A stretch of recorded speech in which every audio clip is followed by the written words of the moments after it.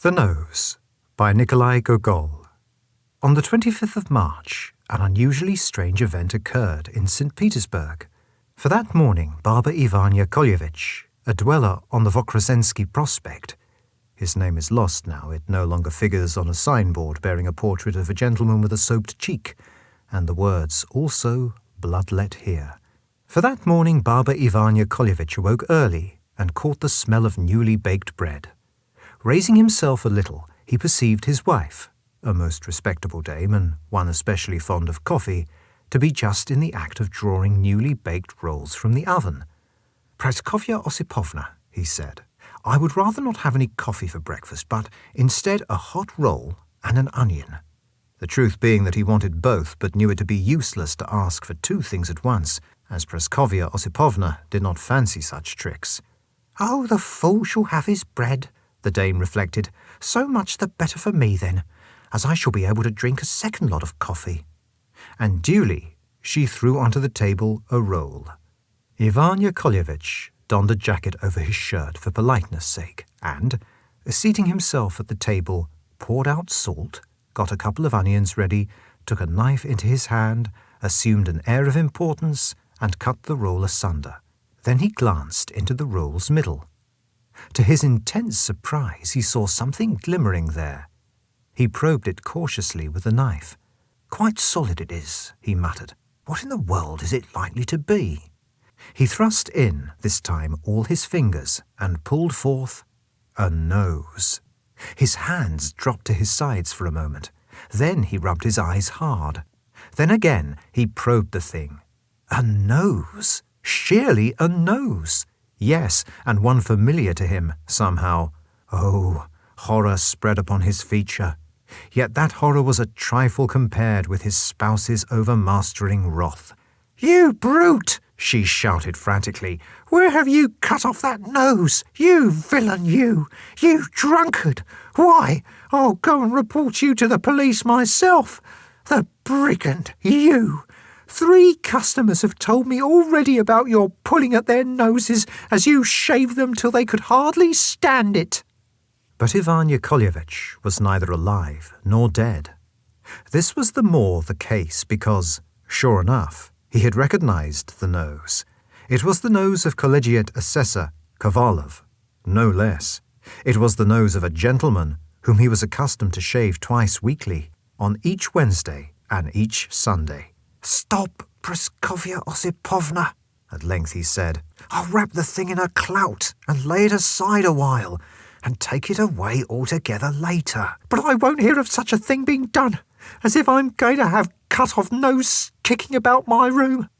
Oh, you old stick, maybe you can just strop a razor still, but soon you'll be no good at all for the rest of your work. You loafer, you wastrel, you bungler, you blockhead. I'll tell the police of you. Take it away, then. Take it away. Take it anywhere you like. Oh, that I'd never caught the smell of it." Ivan Yakovlevich was dumbfounded. He thought and thought, but didn't know what to think. "Devil knows how it's happened," he said, scratching one ear. "You see, I don't know for certain whether I came home drunk last night or not, but certainly things look as though something out of the way happened then. For bread comes of baking and a nose of something else altogether. Oh, I just can't make it out." So he sat silent. At the thought that the police might find the nose at his place and arrest him, he felt frantic. Yes, already he could see the red collar with the smart silver braiding, the sword. He shuddered from head to foot. But at last he got out and donned waistcoat and shoes, wrapped the nose in a clout, and departed amid Praskovya Osipovna's forcible objurgations. His one idea was to rid himself of the nose and return quietly home, to do so either by throwing the nose into the gutter in front of the gates or by just letting it drop anywhere. Yet, unfortunately, he kept meeting friends and they kept saying to him, "Where are you off to?" or "Whom have you arranged to shave at this early hour?" until seizure of a fitting moment became impossible. Once, true, he did succeed in dropping the thing, but no sooner had he done so than a constable pointed at him with his truncheon and shouted, "Pick it up again! You've lost something!" And he perforce had to take the nose into his possession once more and stuff it into a pocket. Meanwhile, his desperation grew in proportion as more and more booths and shops opened for business and more people appeared in the street. At last he decided that he would go to the Isakievsky Bridge and throw the thing, if he could, into the Neva. But here let me confess my fault in not having said more about Ivan Yakovlevich himself, a man estimable in more respects than one. Like every decent Russian tradesman, Ivan Yakovlevich was a terrible tippler. Daily he shaved the chins of others, but always his own was unshorn. And his jacket, he never wore a topcoat, piebald, black, thickly studded with greyish-brownish yellowish stains, and shiny of collar, and adorned with 3 pendant tufts of thread instead of buttons. But with that, Ivan Yakovlevich was a great cynic.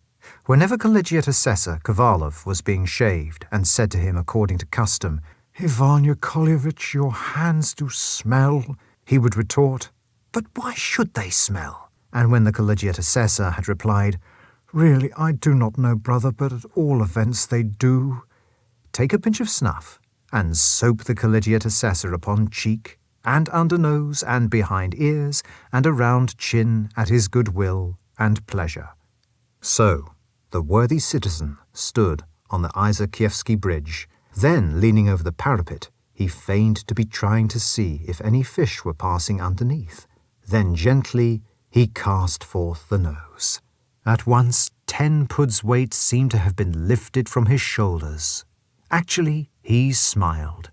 But instead of departing next to shave the chins of Chinovniki, he bethought him of making for a certain establishment, inscribed meals and tea, that he might get there a glassful of punch.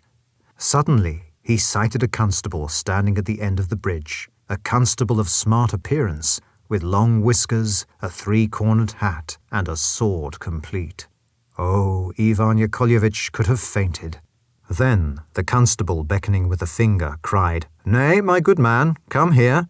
Ivan Yakovlevich, knowing the proprieties, pulled off his cap at quite a distance away, advanced quickly, and said, "I wish your Excellency the best of health." "No, none of that, your Excellency, brother. Come and tell me what you have been doing on the bridge." "Before God, sir, I was crossing it on my way to some customers when I peeped to see if there were any fish jumping."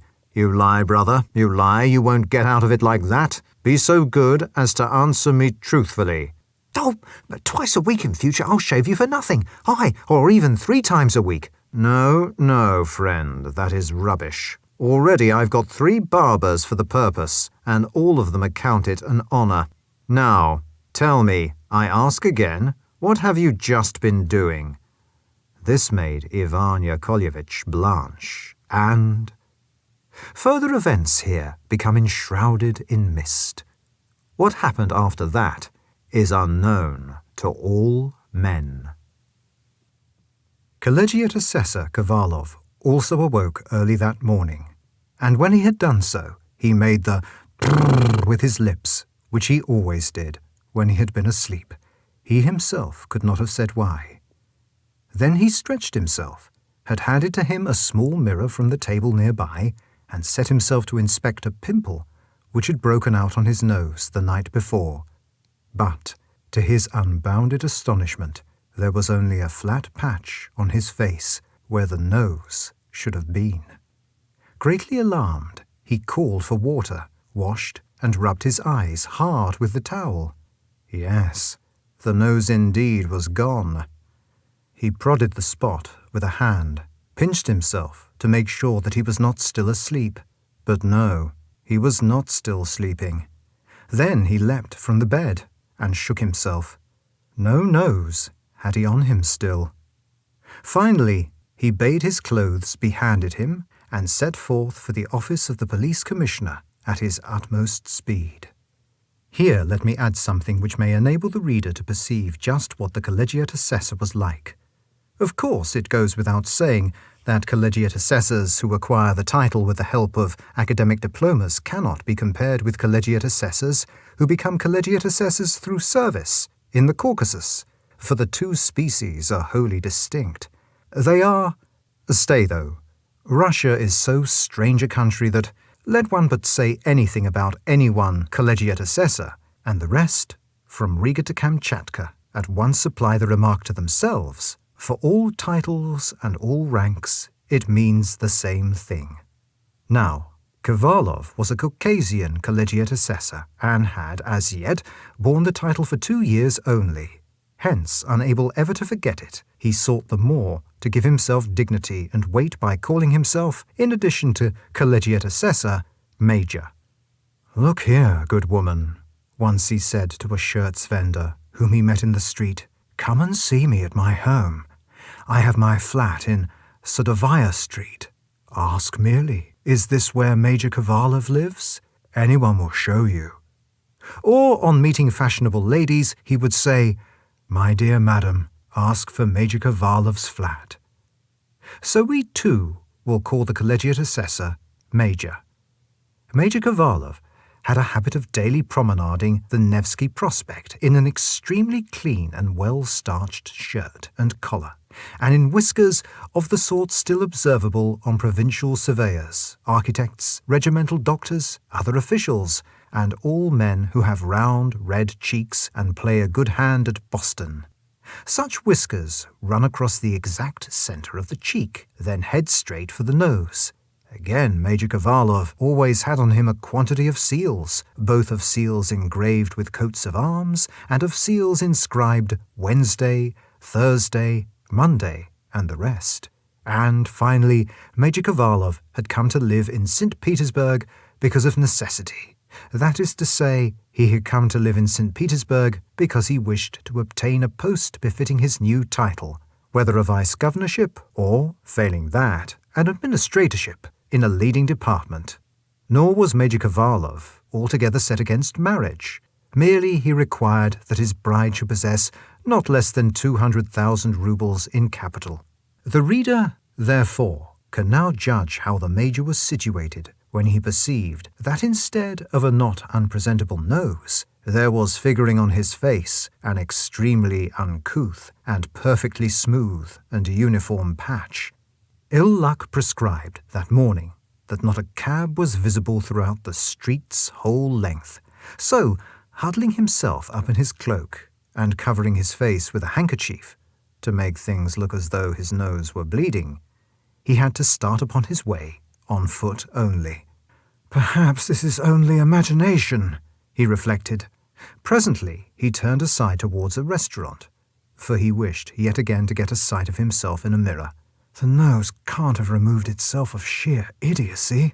Luckily, no customers were present in the restaurant. Merely some waiters were sweeping out the rooms and rearranging the chairs, and others, sleepy-eyed fellows, were setting forth trayfuls of hot pastries. On chairs and tables last night's newspapers, coffee-stained, were strewn. "Thank God that no one is here," the Major reflected. "Now I can look at myself again." He approached a mirror in some trepidation and peeped therein. Then he spat. "The devil only knows what this vileness means," he muttered. "If even there had been something to take the nose's place. But, as it is, there's nothing there at all." He bit his lips with vexation and hurried out of the restaurant. No, as he went along he must look at no one and smile at no one. Then he halted as though riveted to earth, for, in front of the doors of a mansion, he saw occur a phenomenon of which, simply, no explanation was possible. Before that mansion there stopped a carriage, and then a door of the carriage opened, and there leapt thence, huddling himself up, a uniformed gentleman, and that uniformed gentleman ran headlong up the mansion's entrance steps, and disappeared within. And oh, Kovalov's horror and astonishment to perceive that the gentleman was none other than his own nose. The unlooked-for spectacle made everything swim before his eyes. Scarcely for a moment could he even stand. Then, deciding that at all costs he must await the gentleman's return to the carriage, he remained where he was, shaking as though with fever. Sure enough, the nose did return 2 minutes later. It was clad in a gold-braided high-collared uniform, buckskin breeches, and cockaded hat, and slung beside it there was a sword, and from the cockade on the hat it could be inferred that the nose was purporting to pass for a state councillor. It seemed now to be going to pay another visit somewhere. At all events, it glanced about it, and then, shouting to the coachman, "Drive up here!" re-entered the vehicle and set forth. Poor Kovalov felt almost demented. The astounding event left him utterly at a loss. For how could the nose, which had been on his face but yesterday, and able then neither to drive nor to walk independently, now be going about in uniform? He started in pursuit of the carriage, which luckily did not go far, and soon halted before the Gostiny Dvor, formerly the Whiteleys of St. Petersburg. Kovalov too hastened to the building, pushed through the line of old beggar women and bandaged faces and apertures for eyes whom he had so often scorned, and entered. Only a few customers were present, but Kovalov felt so upset that for a while he could decide upon no course of action save to scan every corner in the gentleman's pursuit. At last he sighted him again, standing before a counter, and, with face hidden altogether behind the uniform's stand-up collar, inspecting with absorbed attention some wares. "How, even so, am I to approach it?" Kovalov reflected. "Everything about it, uniform, hat, and all, seems to show that it is a state councillor now. Only the devil knows what is to be done." He started to cough in the nose's vicinity, but the nose did not change its position for a single moment. "My good sir," at length Kovalov said, compelling himself to boldness, "my good sir, what do you want?" And the nose did then turn round. "My good sir, I am in a difficulty, yet somehow I think that you ought to know your proper place better. All at once, you see, I find you... Where? Do you not feel as I do about it?" "Pardon me, but I cannot apprehend your meaning. Pray explain further." "Yes, but how, I should like to know," Kovalov thought to himself. Then, again taking courage, he went on. "I am, you see, well, in point of fact, you see, I am a major. Hence you will realize how unbecoming it is for me to have to walk about without a nose. Of course, a peddler of oranges on the Vokrasensky Bridge could sit there noseless well enough, but I myself am hoping soon to receive a... Yes. Also I have amongst my acquaintance several ladies of good houses. Madame Chektereva, wife of the state councillor, for example, and you may judge for yourself what that alone signifies. Good sir," Major Kovalov gave his shoulders a shrug, "I do not know whether you yourself, consider conduct of this sort to be altogether in accordance with the rules of duty and honour, but at least you can understand that—" "I understand nothing at all," the nose broke in. "Explain yourself more satisfactorily." "Good sir," Kovalov went on, with a heightened sense of dignity, "the one who is at a loss to understand the other is I, but at least the immediate point should be plain, unless you are determined to have it otherwise. Merely, you are my own nose." The nose regarded the major and contracted its brows a little. "My dear sir, you speak in error," was its reply. "I am just myself separately, and in any case there cannot ever have existed a close relation between us, for, judging from the buttons of your undress uniform, your service is being performed in another department than my own." And the nose definitely turned away. Kovalov stood dumbfounded. What to do, even what to think, he had not a notion. Presently, the agreeable swish of ladies' dresses began to be heard. Yes, an elderly lace-bedecked dame was approaching, and, with her, a slender maiden, in a white frock which outlined delightfully a trim figure, and, above it, a straw hat of a lightness as of pastry. Behind them there came, stopping every now and then to open a snuff-box, a tall, whiskered beau, in quite a 12-fold collar. Kovalov moved a little nearer, pulled up the collar of his shirt, straightened the seals on his gold watch chain, smiled and directed special attention towards the slender lady as, swaying like a floweret in spring, she kept raising to her brows a little white hand with fingers almost of transparency. And Kovalov's smiles became broader still when, peeping from under the hat, he saw there to be an alabaster rounded little chin and part of a cheek flushed like an early rose. But all at once he recoiled as though scorched, for all at once he had remembered that he had not a nose on him, but nothing at all. So, with tears forcing themselves upwards, he wheeled about to tell the uniformed gentleman that he, the uniformed gentleman, was no state councillor, but an impostor and a knave and a villain and the Major's own nose. But the nose, behold, was gone. That very moment had it driven away to, presumably, pay another visit. This drove Kovalov to the last pitch of desperation. He went back to the mansion and stationed himself under its portico, in the hope that, by peering hither and thither, he might once more see the nose appear. But, well though he remembered the nose's cockaded hat and gold-braided uniform, he had failed at the time to note also its cloak, the colour of its horses, the make of its carriage, the look of the lackey seated behind, and the pattern of the lackey's livery. Besides, so many carriages were moving swiftly up and down the street that it would have been impossible to note them all, and equally so to have stopped any one of them. Meanwhile, as the day was fine and sunny, the prospect was thronged with pedestrians also. A whole kaleidoscopic stream of ladies was flowing along the pavements, from police headquarters to the Anichkin Bridge.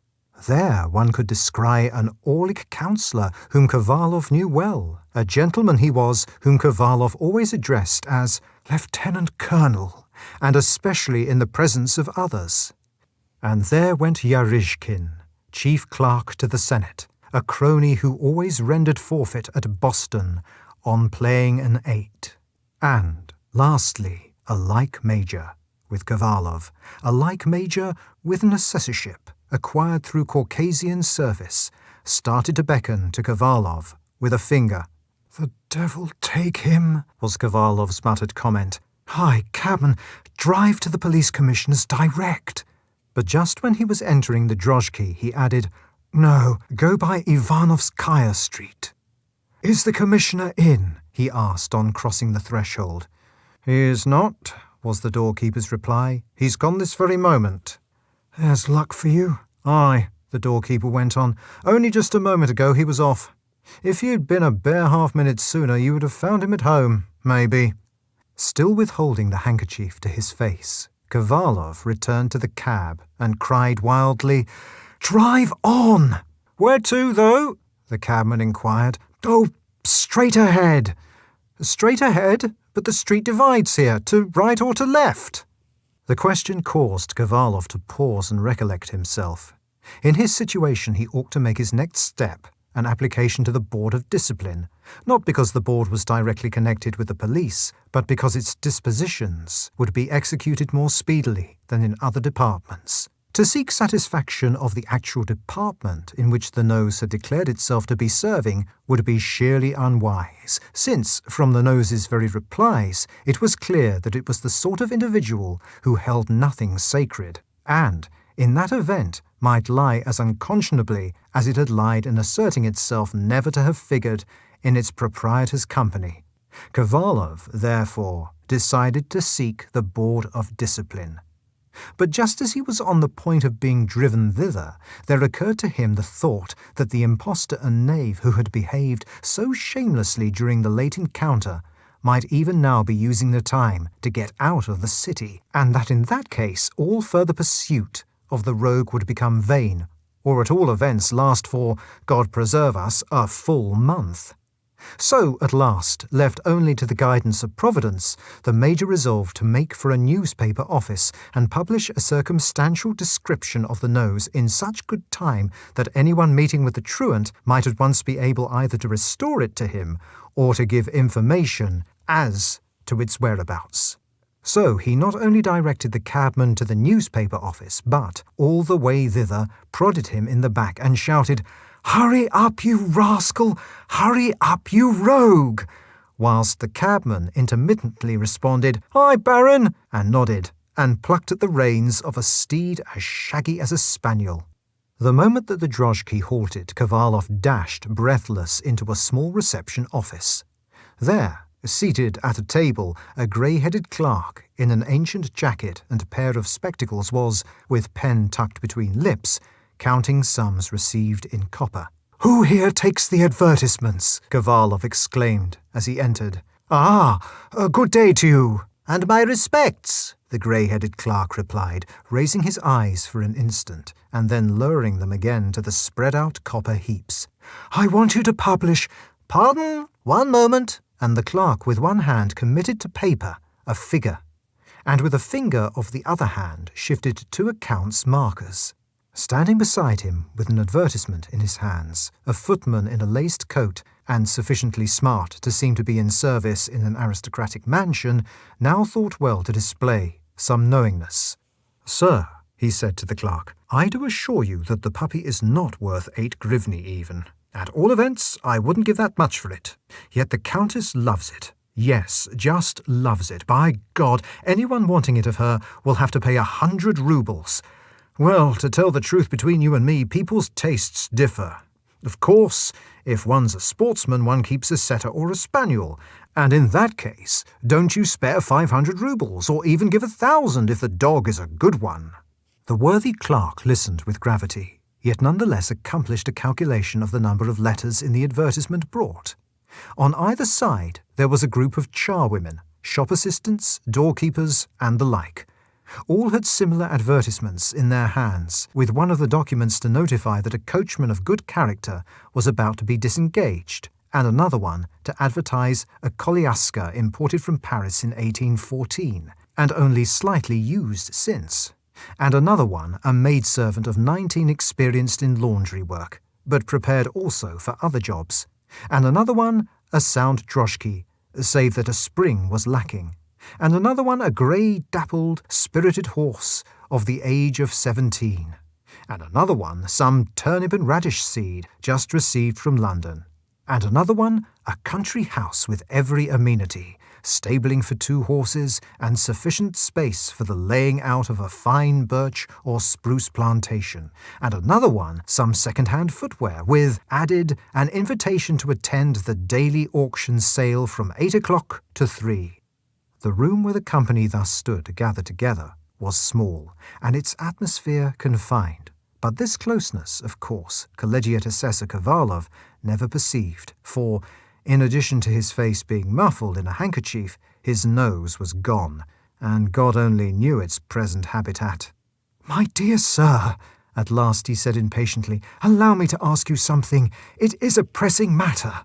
One moment, 2 roubles, 43 kopecks. Yes, presently, 60 roubles, 4 kopecks." With which the clerk threw the 2 advertisements concerned towards the group of charwomen and the rest, and turned to Kovalov. "Well," he said, "what do you want?" "Your pardon," replied Kovalov, "but fraud and knavery has been done. I still cannot understand the affair, but wish to announce that anyone returning me the rascal shall receive an adequate reward." "Your name, if you would be so good." No, what can my name matter? I cannot tell it you.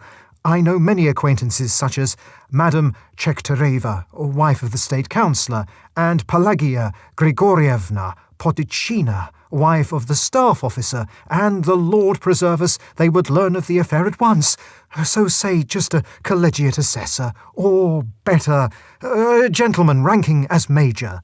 Has a household serf of yours absconded, then? A household serf of mine?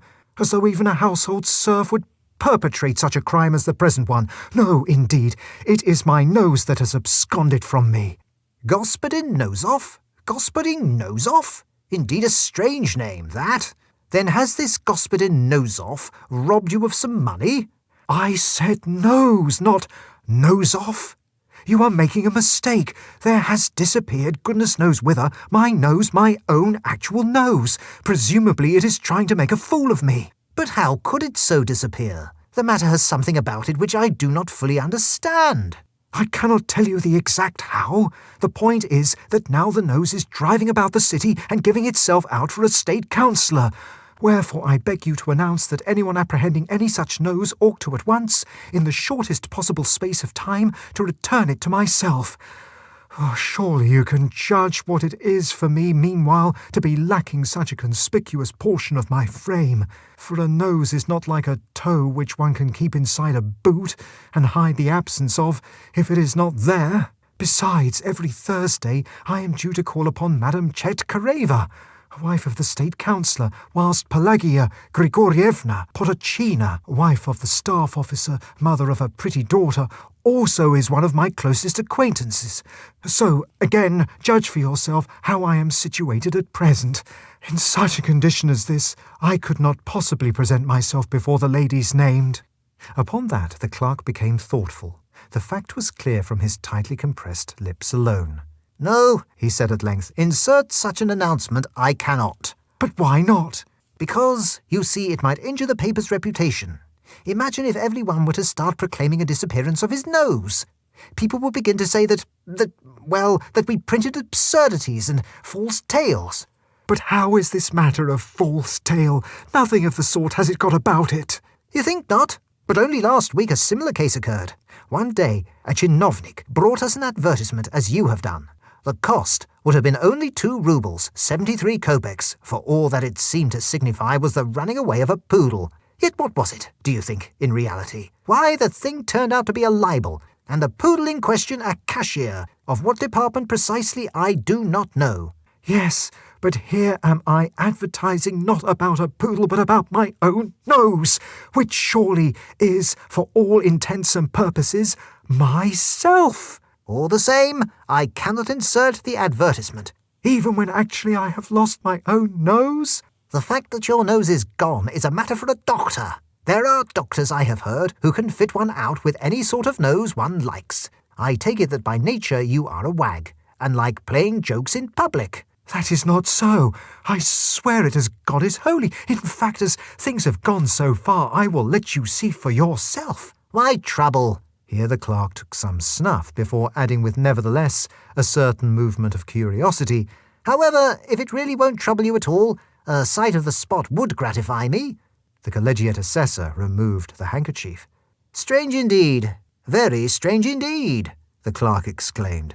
"And the patch is as uniform as a newly fried pancake, almost unbelievably uniform." "So you will dispute what I say no longer? Then surely you cannot but put the announcement into print. I shall be extremely grateful to you, and glad that the present occasion has given me such a pleasure as the making of your acquaintance," whence it will be seen that for once the Major had decided to climb down.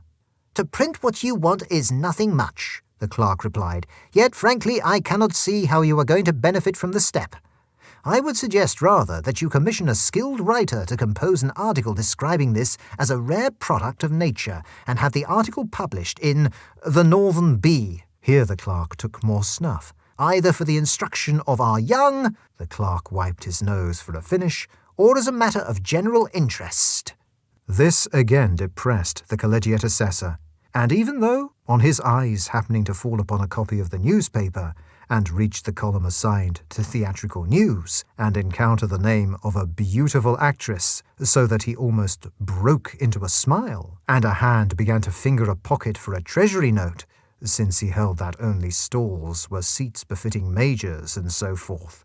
Although all this was so, there again recurred to him the thought of the nose, and everything again became spoilt. Even the clerk seemed touched with the awkwardness of Kovalov's plight, and wished to lighten with a few sympathetic words the collegiate assessor's depression. "I am sorry indeed that this has befallen," he said. "Should you care for a pinch of this? Snuff can dissipate both headache and low spirits.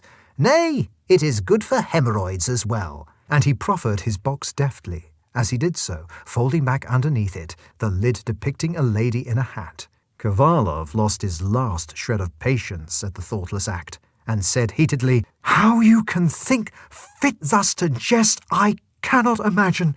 For surely you perceive me no longer to be in possession of a means of sniffing? Oh, you and your snuff can go to hell. Even the sight of it is more than I can bear. I should say the same even if you were offering me not wretched birch bark, but real rapee." Greatly incensed, he rushed out of the office and made for the ward police inspector's residence. Unfortunately, he arrived at the very moment when the inspector, after a yawn and a stretch, was reflecting, "Now for 2 hours' sleep."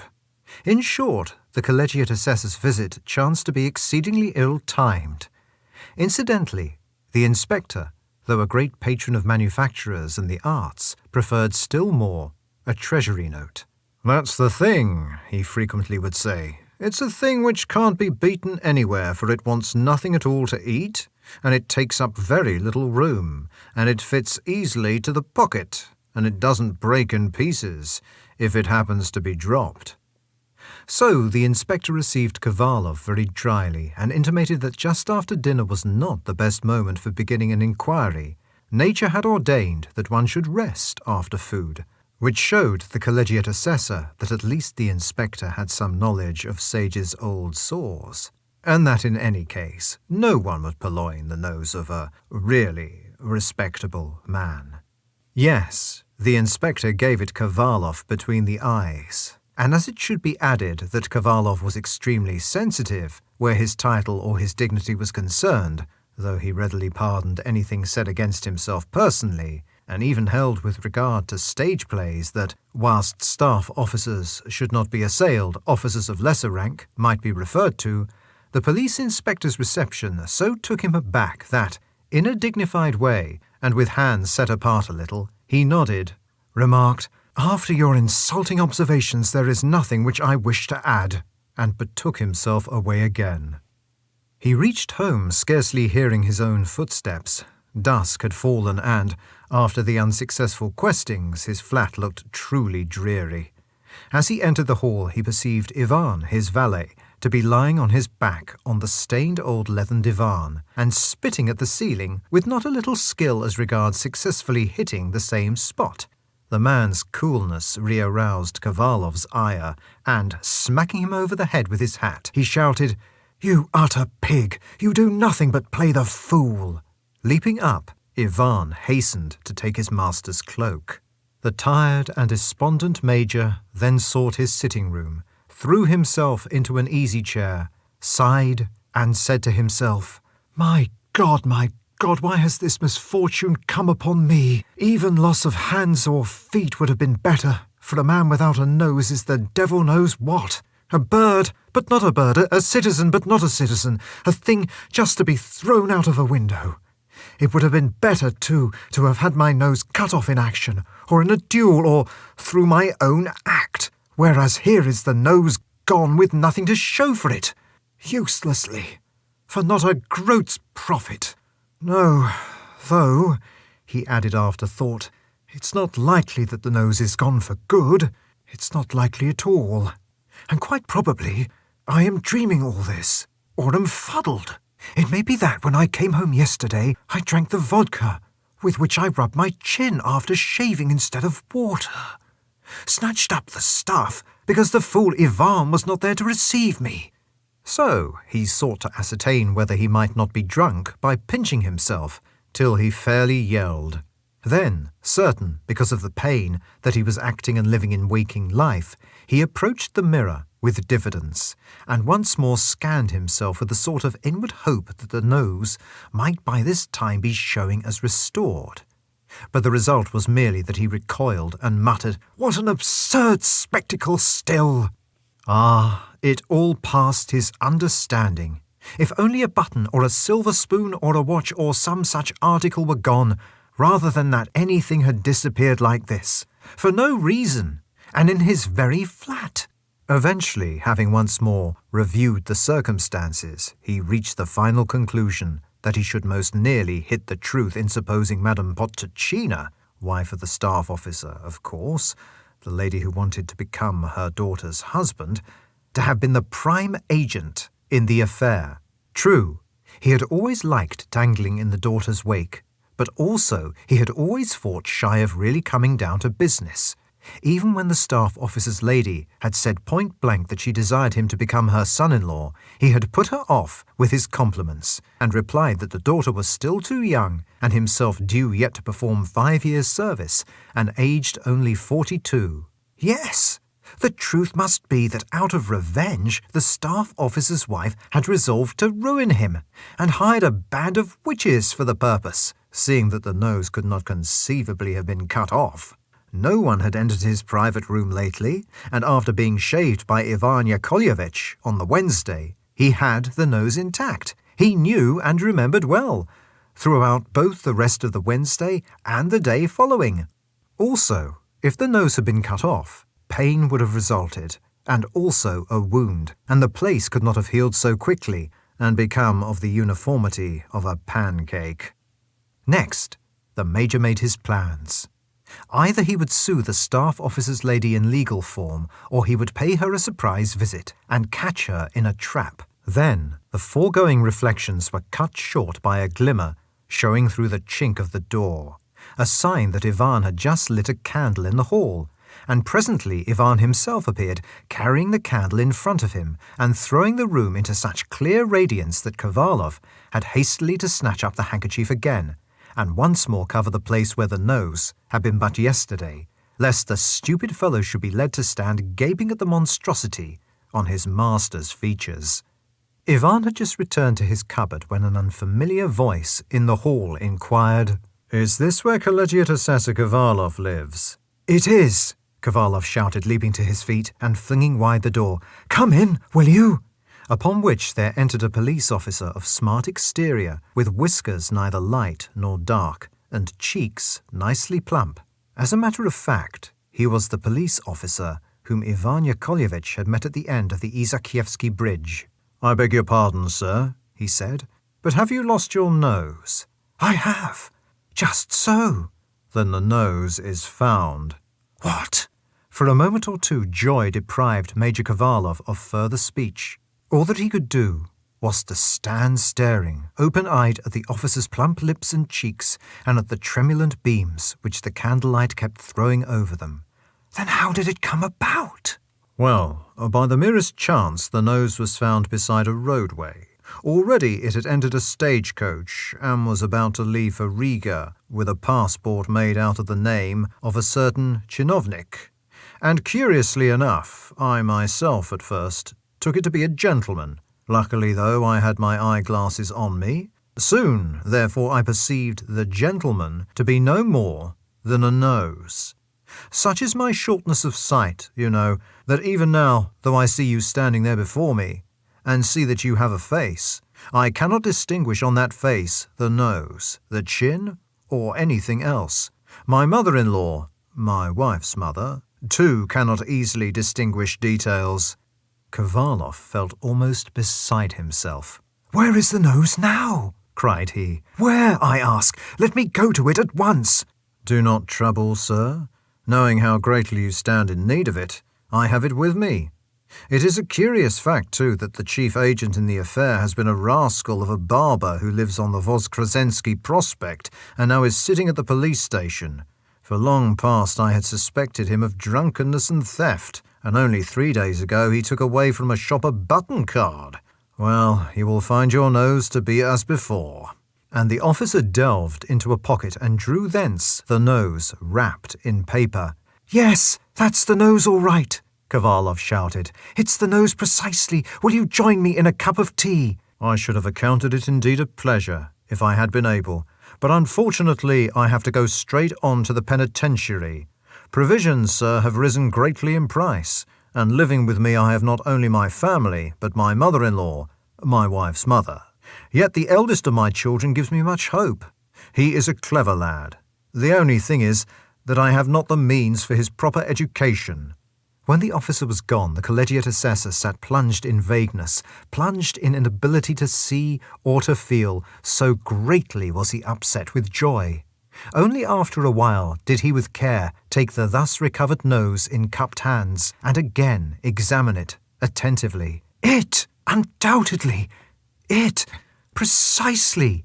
he said at length. "Yes, and it even has on it the pimple to the left which broke out on me yesterday."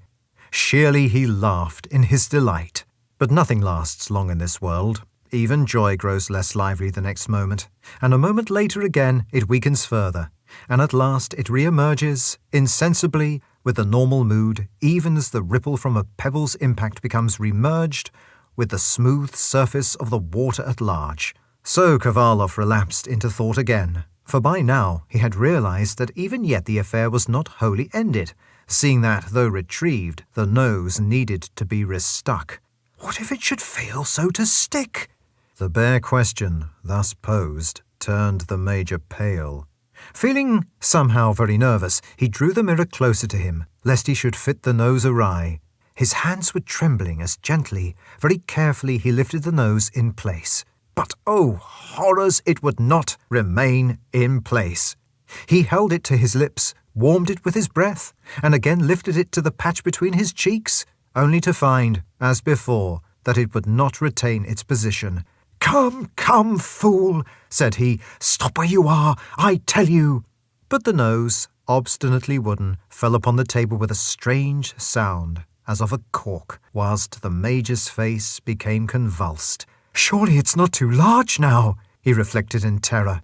Yet as often as he raised it towards its proper position, the new attempt proved as vain as the last. Loudly he shouted for Ivan, and sent for a doctor who occupied a flat, a better one than the Major's, on the first floor. The doctor was a fine-looking man with splendid coal-black whiskers.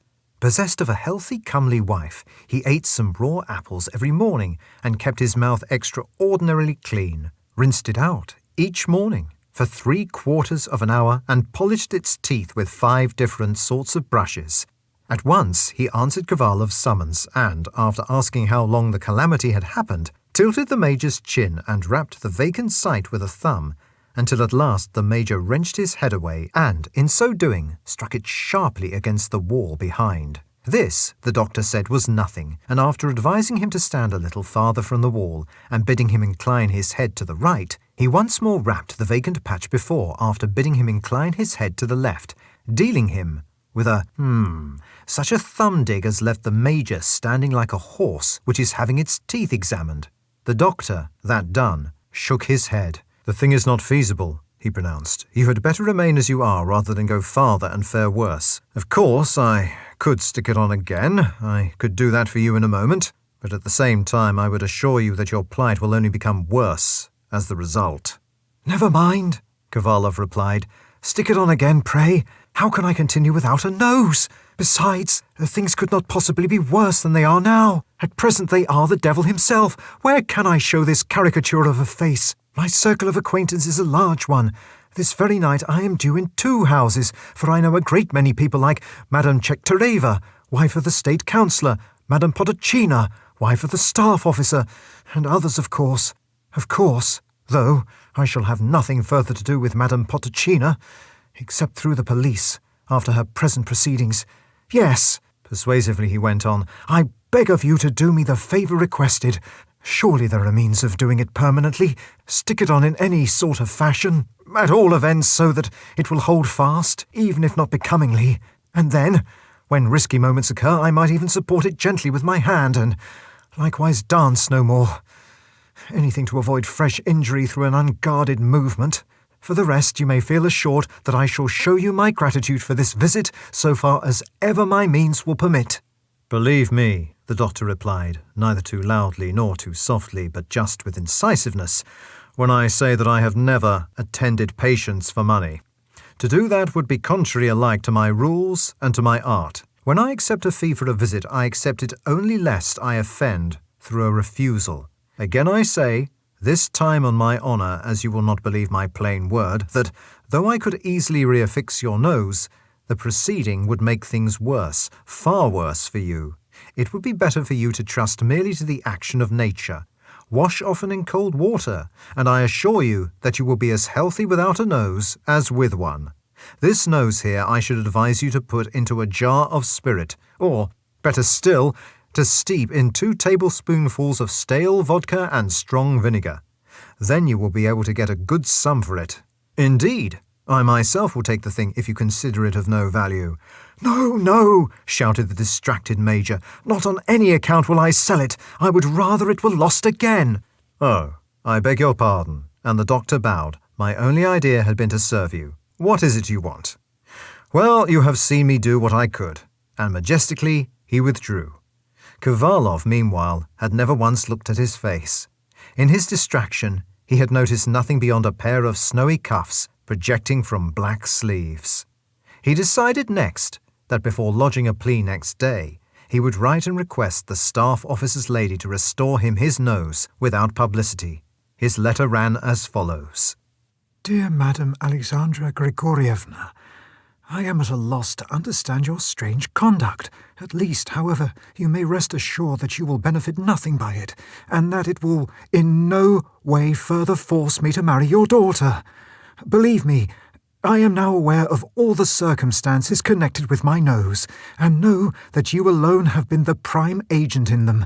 The nose's sudden disappearance, its subsequent gaddings about, its masqueradings as, firstly, a chinovnik, and secondly, itself, all these have come of witchcraft practised either by you or by adepts in pursuits of a refinement equal to your own. This being so, I consider it my duty herewith to warn you that if the nose should not this very day reassume its correct position, I shall be forced to have to resort to the law's protection and defence. With all respect, I have the honour to remain your very humble servant, Platon Kovalov.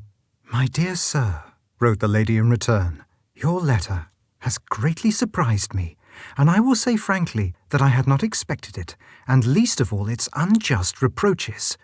I assure you that I have never at any time allowed the chinovnik whom you mention to enter my house, either masquerading or as himself. True, I have received calls from Philippe Ivanitch Patanjikov, who, as you know, is seeking my daughter's hand, and, besides, is a man steady and upright, as well as learned.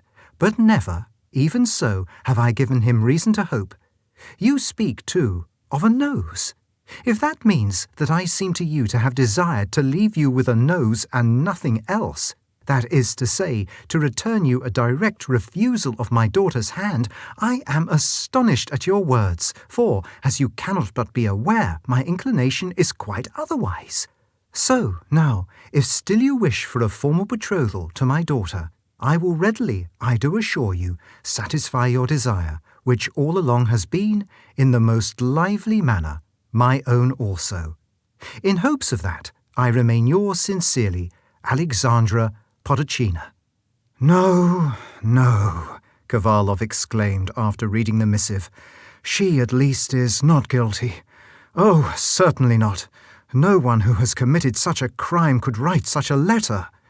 The collegiate assessor was the more expert in such matters because more than once he had been sent to the Caucasus to institute prosecutions. Then by what sequence of chances has the affair happened? Only the devil could say. His hands fell in bewilderment. It had not been long before news of the strange occurrence had spread through the capital.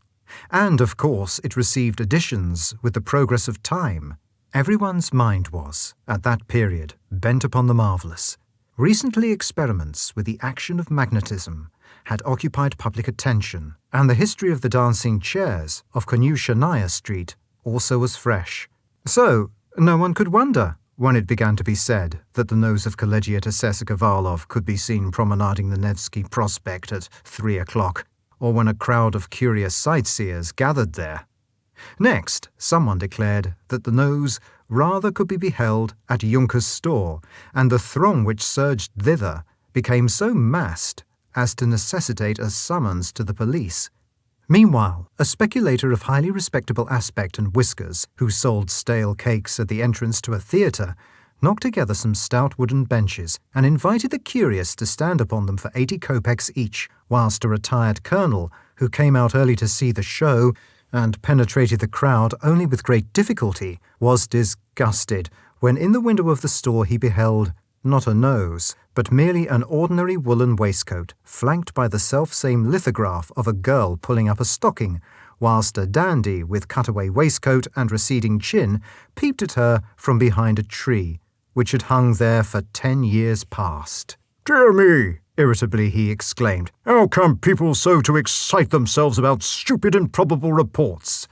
Next, word had it that the nose was walking, not on the Nevsky Prospect, but in the Taurida Park and, in fact, had been in the habit of doing so for a long while past, so that even in the days when Khosrev Mirza had lived near there, he had been greatly astonished at the freak of nature.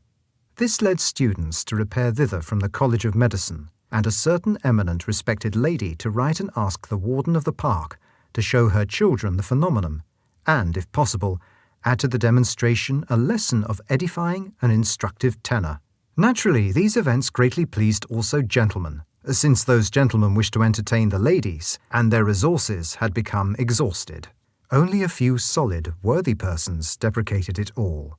One such person said, in his disgust, that comprehend how foolish inventions of the sort could circulate in such an enlightened age, he could not. That, in fact, he was surprised that the government had not turned its attention to the matter, from which utterance it will be seen that the person in question was one of those who would have dragged the government into anything on earth, including even their daily quarrels with their wives.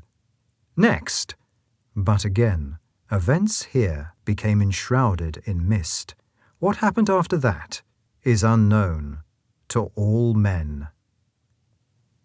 Farce really does occur in this world, and sometimes farce altogether without an element of probability. Thus, the nose, which lately had gone about as a state councillor and stirred all the city, suddenly reoccupied its proper place between the two cheeks of Major Kovalov, as though nothing at all had happened. The date was 7th of April, and when, that morning, the Major awoke as usual, and as usual threw a despairing glance at the mirror, he this time beheld before him what? Why, the nose again. Instantly he took hold of it. Yes, the nose precisely. "Aha!" he shouted, and in his joy might have executed a trepak about the room in bare feet had not Ivan's entry suddenly checked him. Then he had himself furnished with materials for washing, washed, and glanced at the mirror again. Oh, the nose was there still. So next he rubbed it vigorously with the towel. Ah, still it was there, the same as ever. "Look, Ivan," he said, "surely there is a pimple on my nose." But meanwhile he was thinking, what if he should reply, "You were wrong, sir. Not only is there not a pimple to be seen, but not even a nose."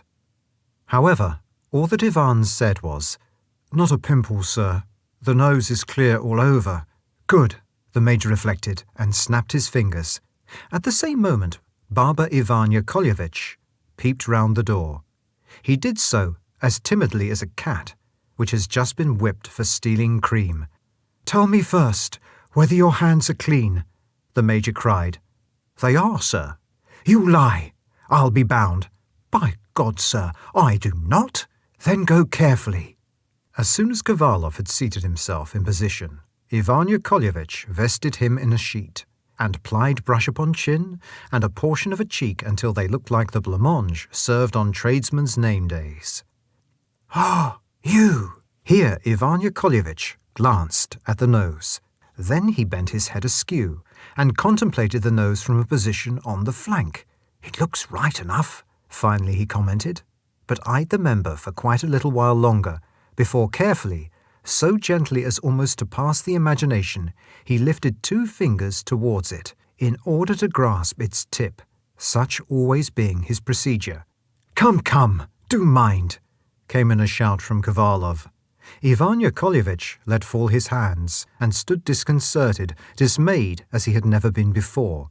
But at last he started scratching the razor lightly under the chin, and, despite the unhandiness and difficulty of shaving in that quarter without also grasping the organ of smell, contrived, with the aid of a thumb planted firmly upon the cheek and the lower gum, to overcome all obstacles and bring the shave to a finish. Everything thus ready, Kovalov dressed, called a cab, and set out for the restaurant. He had not crossed the threshold before he shouted, "Waiter, A cup of chocolate. Then he sought a mirror and looked at himself. The nose was still in place. He turned round in cheerful mood and, with eyes contracted slightly, bestowed a bold satirical scrutiny upon two military men, one of the noses on whom was no larger than a waistcoat button. Next, he sought the chancery of the department where he was agitating to obtain a vice-governorship, or failing that, an administratorship, and whilst passing through the reception vestibule again surveyed himself in a mirror. As much in place as ever, the nose was. Next, he went to call upon a brother collegiate assessor, a brother major. This colleague of his was a great satirist. The major cried, "Ah, you! I know you, and know what a wag you are."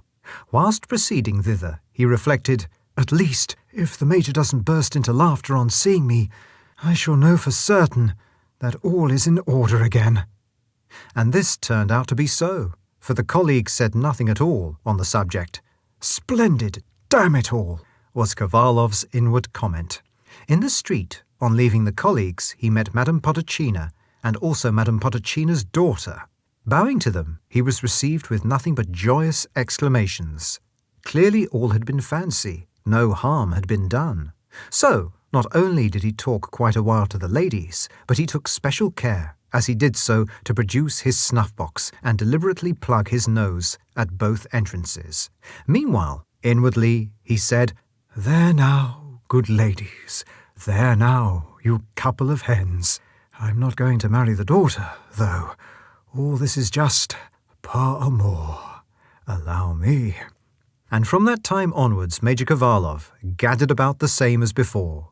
He walked on the Nevsky Prospect, and he visited theatres, and he showed himself everywhere, and always the nose accompanied him the same as before, and evinced no signs of again purposing a departure.